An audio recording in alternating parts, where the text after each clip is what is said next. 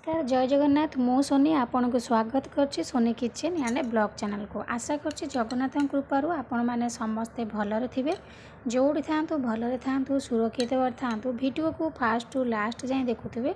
जदि पसंद आसला गोटे लाइक करिवे, फ्रेंड बे सहित शेयर करिवे। आ चैनल जदि नुआ अछंती चैनल गोटे सब्सक्राइब करनेबे। तो डेरी नगरी चंदु स्टार्ट करिवा। आज टिप्स रे अछि आपणकर फेस को नेकी।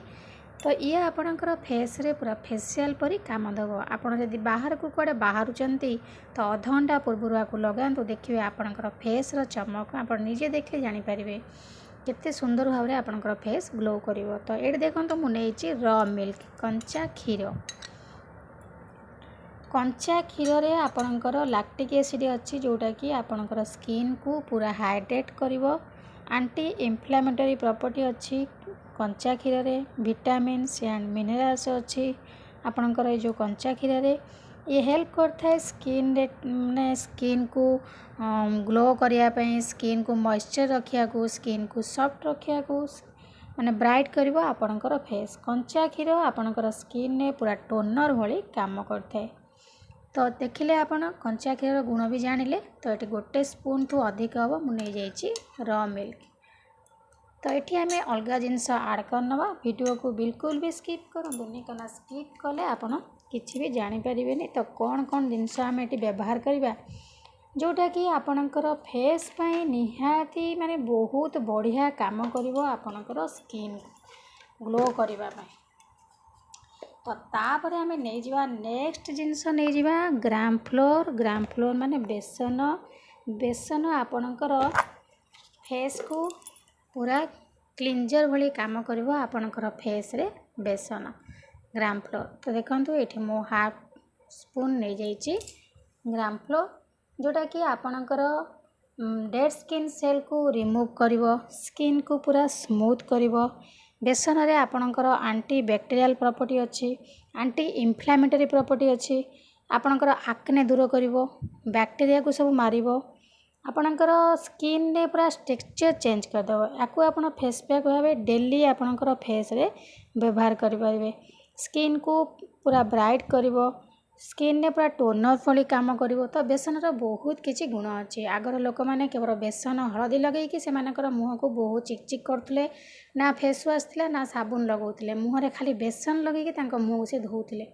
खाली बेसन लगी मुँह को धोई हो। तो ये देखो तुम नेक्स्ट जिनस नहीं फेयर एंड लवली पूरा आपण स्किन को ब्राइट करता है, पूरा गोरा करता है। तो से आपन कौन करेंगे ना फेयर एंड लवली ये मिसेकी आम लगेगा। तो मैं आपको देखिए नेबी। तो देखो तो कंचा क्षीर रे प्रथम आम बेसन पकई नहीं ग्राम फ्लोर ताको पकईकि आम भल भाव में गोले नवा। तो ये देखो आ गए जिनस व्यवहार कर नौचे सेटा हूँ हनी महू नहीं जावा। महूरे आपणकर नेचुरल प्रॉपर्टी अच्छी जोटा कि हेल्प करता है आपण स्किन को मॉइस्चर रखी था, स्किन को हाइड्रेट करता है। एंटी बैक्टीरियल प्रॉपर्टी अच्छी आपणकर स्किन रो आक्ने मध्य दूर करिवो। तो देखंतु एठी आमे टिक्की पकई नबा महू 2 ରୁ 3 बुंदा पकई नेबे। महू आपणकर स्किन को हाइड्रेट रखिबारे हेल्प करता है आपणकर हनी।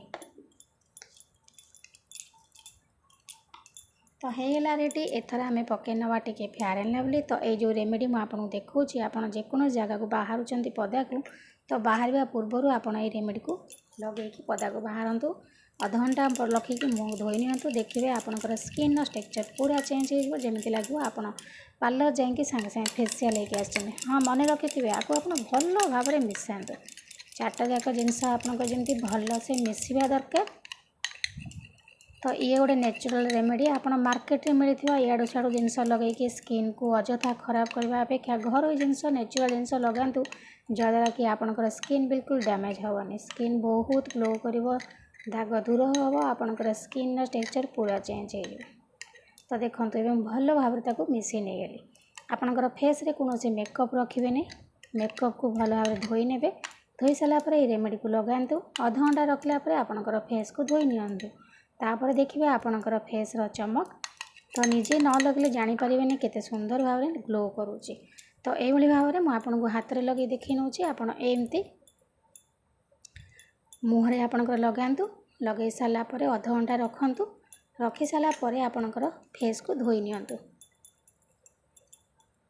देखिए तापर आपणकर फेस रो चमक केते सुंदर भाव में आपणकर फेस ग्लो कर।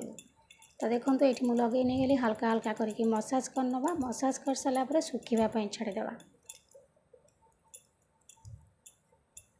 देखो आपको आप राति सारा लगे भी शोपारे कौन असुविधा ना। ये रेमेडी आपड़ सप्ताह को अति कम 2 थर भी लगे पारे। जब टाइम नहीं थे लगे पारे। आउ पिलाठू बड़ समस्या को लगे पारे कौन साइड इफेक्ट ना तेणुक समस्ते व्यवहार करेंगे। आपको पुओ पिला फेस रे लगे पारे। तो देखो ये मुझे लगे रखीदेली किस समय पर आपन को धोईकी देखे ने। ये रेमेडी आपण हाथ पाद जदि टैनिंग पड़ जाऊँगी आपड़ हाथ पादे ये रेमेडी को लगे पारे। कहीं टैनिंग पड़ जाइए जगह आप लगे आपंकर टैनिंग दूर हो हाथ पाद ग्लो करवा आरंभ हम। कहीं खरारे हाथ पाद बहुत परिमाण में सीझी जाए तो ताकू आम नेग्लेक्ट करती। तो नेग्लेक्ट न करके आप मझे मझे हाथ पादे लगे पारे। तो ये देखो तो अध घंटा पर मो हाथ को धोई नहीं आप लाइव रिजल्ट देखिपे। दूर जाक हाथ को देखले फरक आप निजे जानीपे केते सुंदर भाव में ग्लो कर। तो देखो तो दुईटा जाक हाथ को भल भाव में।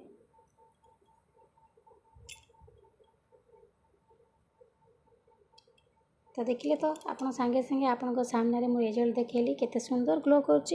तो आशा कर आज वीडियो आपको पसंद आसो। जब पसंद आसता गोटे लाइक करेंगे फ्रेंड हुई तो शेयर करेंगे। आ चैनल जब नुआ अच्छा चैनल को सब्सक्राइब करें। तो आज मैं विदाय नौ पुणी देखा आप सहित नेक्स्ट वीडियो से पर्यंत रोचे नमस्कार जय जगन्नाथ।